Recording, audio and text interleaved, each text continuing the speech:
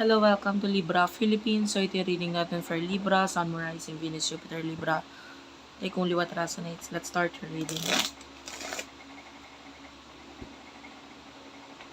So mga gusto magpa-personal reading, Jing Tarot Reader. Friend ko yan guys, open sa personal reading. For Libra, Sun, Moon, Rising, Venus, Jupiter, Libra. Okay.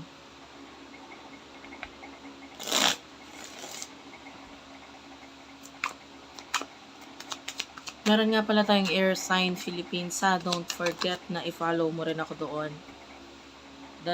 Because you're an air sign ng Libra. Okay. The Star, Six of Swords, and the King of Cups. You're moving on. Nakikita natin, nagpo-focus ka na lang sa mga goals mo, sa mga buhay, sa buhay mo.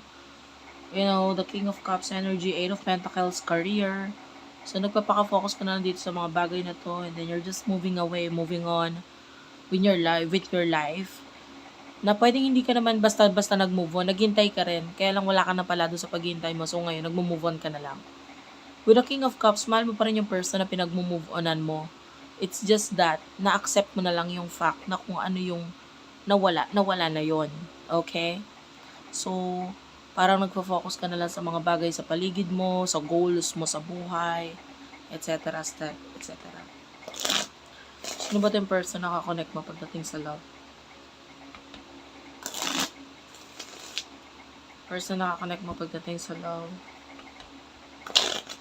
Libra. One last shuffle. Okay. Pa-comment na lang dyan sa bakit heart lang, smileys. Malaking bagay yun sa akin. For Libra. Person na nakakonect mo, Ten of Cups, Two of Cups.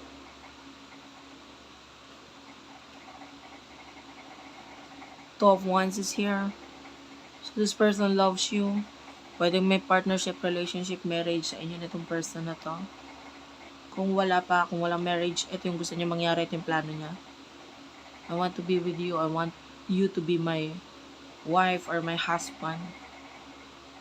LGBTQIA+, ilagay mo na sa pagsasama. Ayan. So this person is waiting.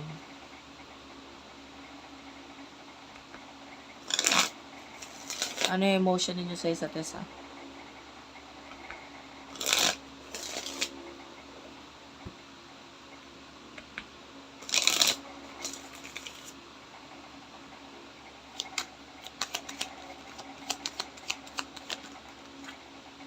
You do have here the Seven of Cups, the Nine of Swords, the Knight of Wands, Page of Swords, here, Eight of Swords, and the Strength card. Bottom of the deck is the High Priestess. So, emotion mo for this person, nakikita natin. Importante siya sa'yo. Pero Nine of Swords, kaya lang may mga problema sa inyo. Or may problema ka nakikita sa relationship na ito. And with the Knight of Wands, may mga gusto ka pang ma-achieve sa buhay mo. And pwedeng you're not so sure dito sa person, nakakonect mo na ito because you have other things in mind. Page of Swords, maybe nakikita mo ng immaturity itong person na to, that's why. Eight of Swords, itong person na to currently could be stuck sa something. And with the Strength card, kung magka-relasyon na kayo or may may pagsasama connection, if you're married to this person, etc. Nakikita niya na matibay yung connection at relasyon ninyo na parang hindi siya basta-basta makakaalis dito. Mahal ka niya. It's just that ngayon parang ikaw yung nag-handle ng connection or ng relasyon nito. So what will happen in the near future sa inyong dalawa?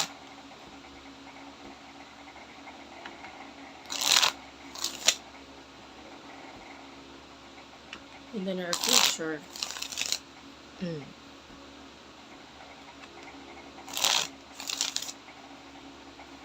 For the sign of Libra, summarizing Venus, Jupiter, Libra. The Nine of Pentacles, the Eight of Cups, the Tower, the Knight of Pentacles. Clarify the Knight of Pentacles.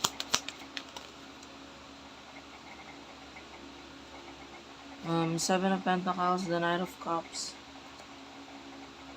Honestly, nakakita tayo dito ng possible ending ng relationship ng connection nito.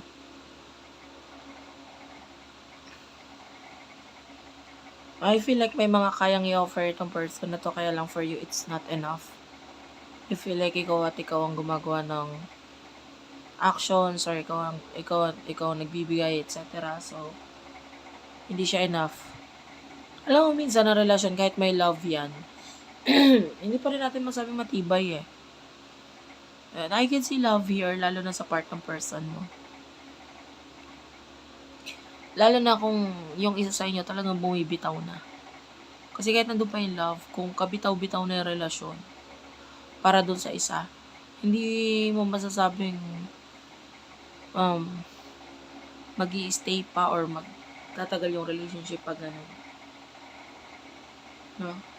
And I feel like etong connection na ito more on letting go kasi natutunan na yung mga lessons sa bawat isa.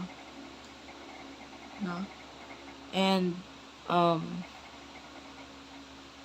yeah. So it's time for this connection na mag-let go or matapos na.